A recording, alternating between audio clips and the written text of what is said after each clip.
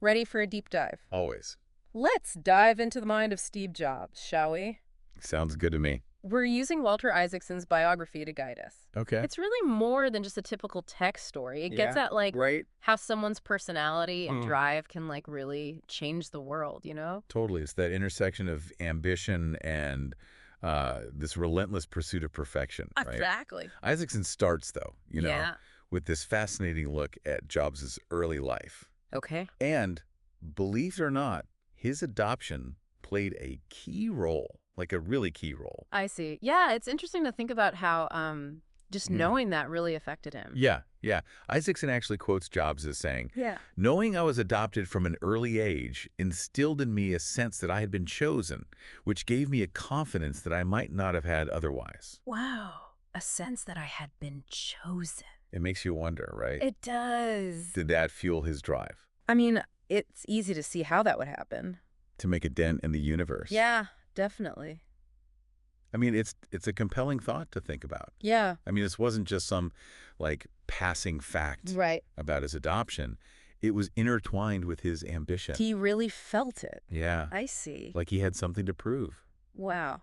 because he was special. Huh. Well, along with that feeling of being chosen, his upbringing really shaped his design sensibilities too, Oh, absolutely. especially his father, Yeah. Paul Jobs. the mechanic. Right. And, there's that great anecdote about him, about Paul Jobs. Yeah, tell me about that. Talking to Steve about the importance of craftsmanship. Uh-huh. Like, even in the details that nobody would ever see. Wow. And he'd tell him, when you're making something, don't put the back on just because it's easier that way. Make it beautiful even if no one will ever see it. Wow. Powerful stuff. That's incredible. I mean, talk about attention to detail. And those words, they stuck with Jobs. You can see it. I mean, you can see that meticulous attention to detail, that pursuit of elegance in every Apple product. It's true. Like, he took those lessons on craftsmanship from his father Yeah. and just applied them to the world of technology. Exactly. But then, of course, there's another layer to this. Right. Growing up in the heart of Silicon Valley, Oh, yeah.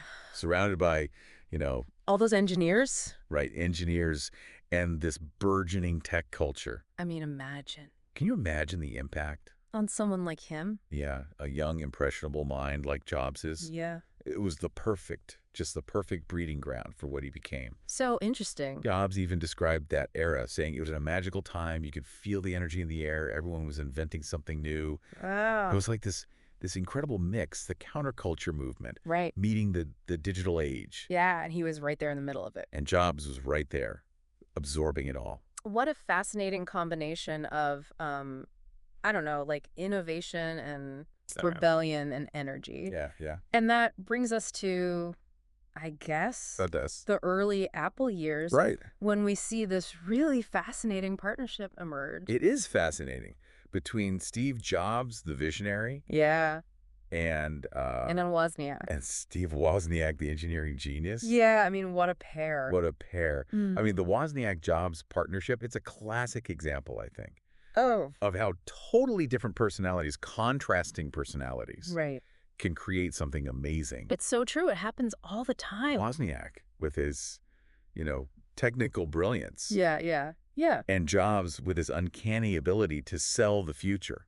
It's true. He could really sell the future. Oh, yeah. I mean, Wozniak even said, Steve could convince anyone of practically anything. He could make you see the future. Wow. And that kind of takes us to the birth of the Macintosh, right? It does. It was such a revolutionary machine. It really was. I mean, we take graphical user interfaces and a mouse for granted today, but back then, it was mind-blowing. it was groundbreaking. Yeah. And it all goes back to Jobs's, his obsession Yeah, with design I see. and user experience. Okay. He famously said, design is not just what it looks like and feels like. Mm. Design is how it works. He was right. Yeah, I mean, he understood that technology had to be beautiful right. and intuitive to be truly, truly transformative. He was ahead of his time. He really was. It was like he wanted people to have a relationship with their computer, Yeah, not be intimidated by it. right. But, I mean, we can't talk about Steve Jobs without talking about Oh, I know. the reality distortion field. Yeah. What was that, really? Yeah. Was it charisma? Was it Yeah. manipulation? I don't know. It was like a superpower or something. It really was. I think Andy Hertzfeld, one of the engineers on that original Mac team, Yeah. he said it best. What did he say? He said, He had this reality distortion field. It was like he could bend the laws of physics to get what he wanted. It's true.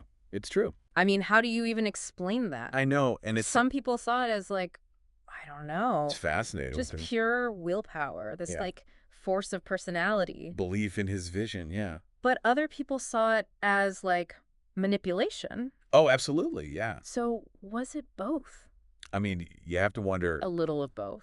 was it necessary Yeah. for his level of success? It's a question, isn't it? It is a question. Like, could he have achieved all of this Right. without being that way? That is the question. I mean, I don't know. Who knows? It's really interesting, though, to look at what happened after he left Apple Oh, yeah. the next 2 years. To be a whole different... Right, because he wasn't always on top. Right, exactly. It wasn't always a straight line to success. It's so easy to forget that. It is. When you just think about him as like the Steve Jobs. Right. But he had his setbacks. He really did. And NXT was one of them. Yeah. I mean, it wasn't exactly a... Right. I mean, he started that after... commercial Triumph, right. It wasn't a huge success. Yeah. And I think... But it seems like he learned some lessons there. He learned a lot. About, like, leadership. About himself. Yeah. And about how to balance his grand vision. Yeah. With, like, the realities of business. I think Isaacson quotes him as saying... Yeah. It was a very humbling experience, but it made me a better leader. He needed that. Yeah. I think those years, they forced him to confront some things. Yeah. To really think about how he was doing things. Right, and then he comes back to Apple in the late 90s. Yeah. Like something out of a movie. I know. I mean, talk about a comeback story. And he comes back with all these lessons. Right, armed with all these lessons. Yeah. And he creates the iMac. Which, I mean, talk about an icon. It was such a cool computer. Yeah. So colorful. So different from everything else out there. It was like he was saying, hey, remember me. It was. It was. And, he worked on that with Joni Ive. Right, Apple's design chief. And together they reminded the world that technology could be beautiful, functional, and beautiful. And easy to use.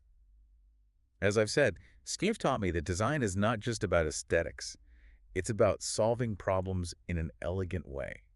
I love that. Yeah. Design is about solving problems in an elegant way. It's not just about making things look pretty. Right, it's about making them work. Exactly. But he wasn't just thinking about individual products. No. He had this bigger vision. Oh, he always did. Of what Apple could be. Right, like this digital hub that connected everything. Yeah. Music, devices. Your whole life, practically. And then the iPod comes out. I mean, come on, that was huge. That was huge. I remember when that came out. Everyone had one. 1,000 songs in your pocket, as Jobs said. Yeah. It's hard to even imagine what it was like before that. Right. Like you really had to choose. Oh, yeah, you had your CD case. What music to bring with you. Yeah, with like, what, 12 CDs in it? Yeah. And it was bulky. The iPod was revolutionary. It really was. Jobs understood that people wanted things to be simple. And beautiful. And elegant, yeah. And not just like the device itself, right. But like the whole experience. Yeah. And that's where the iTunes store comes in. I was going to say he didn't just make a great music player. No, he created a whole ecosystem. He built the store. He got the music industry on board. Can you imagine trying to convince them back then? I know. Digital downloads. It was unheard of. And now look. It's brilliant. It's hard to imagine life without it. As one music executive said of Jobs, he had a way of looking at an industry and seeing things that others didn't see. He was a visionary. He really was. He could see the future. It's amazing. He could see the future, but he wasn't always the nicest guy. Yeah, it's true. Yeah. There was that side of him, wasn't there? Like one of his colleagues even said, he could be incredibly inspiring, but he could also be incredibly cruel. It's kind of a recurring theme, isn't it? It really is. The dark side of brilliance. Makes you wonder. Yeah, was that intensity? Did it have to go hand in hand with his, With being cruel. Yeah, with being, well, cruel and just difficult in general. I mean, could he have achieved what he did? Right. Without that edge? It's a tough question. It is. It's something you keep coming back to when you read Isaacson's book. It makes me think about, towards the end of his life. Yeah. Isaacson talks about how Jobs seemed to be thinking about his legacy. Like, what would he leave behind? Yeah, he wanted to build a company that would outlast him. Like Hewlett-Packard. Something that had a real impact. It's almost like, I don't know. Like he was looking for redemption. Yeah, maybe. Or at least trying to figure out how to balance those two sides of himself. It makes you think, what if he'd found that balance sooner? It's hard to even imagine. It is. But no matter what, I mean, there's no denying his impact on the world. No way. Just look around. Everything is so sleek and well-designed. He made technology human, you know? Yeah, he really did. It wasn't just about the circuits and the code. It was about the experience. He wanted you to feel something when you used his products. And he raised the bar for everyone, really. Absolutely. Suddenly, it wasn't enough to just be functional. Right. It had to be beautiful, too. Exactly. I mean, think about it. The devices you use every day, They're all part of his legacy. even in ways we probably don't even realize. It's true. It makes you think, what would Steve Jobs think about all of this? Fun to imagine. It really is. Well, that was a fascinating deep dive into the life and legacy of Steve Jobs. It really was. Until next time.